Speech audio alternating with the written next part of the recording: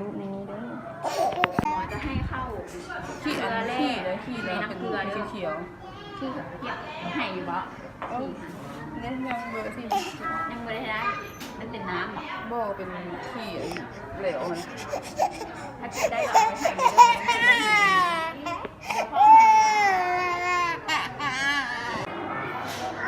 ูก3 ปี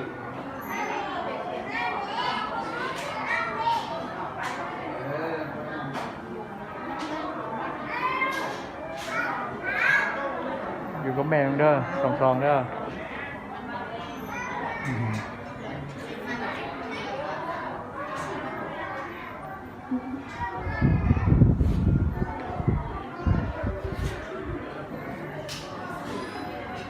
บ๊ายบายตัวเย็น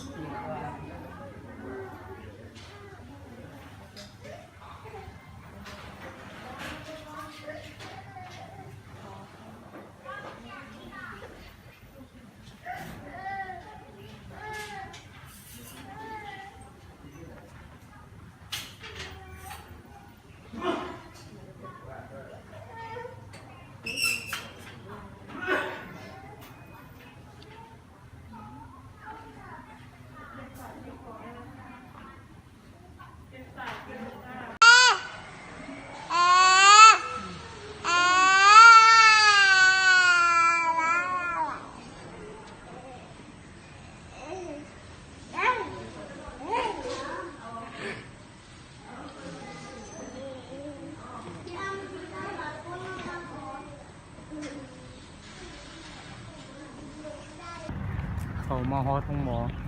แล้วน่าจะเป็นศาลเจ้าอันนั้นหอพระเนาะแบบนี้หอพระแล้วย่างไปซื้อรถเนี่ย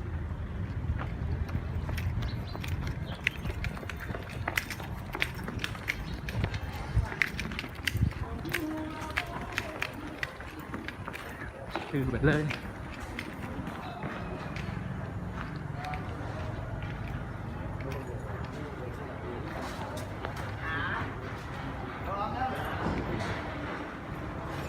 ไปแล้วเลี้ยวซ้ายนี่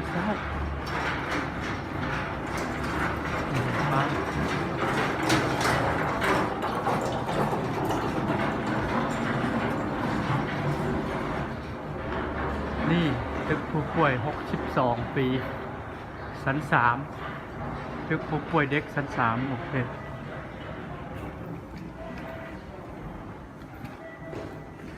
ย่างเข้ามาแล้วก็เป็นห้องโถงมาขึ้นลิฟต์แล้วก็กดชั้น3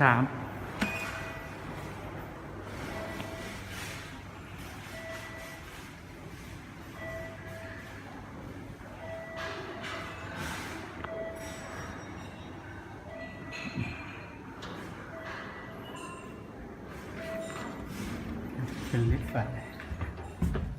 ชั้น3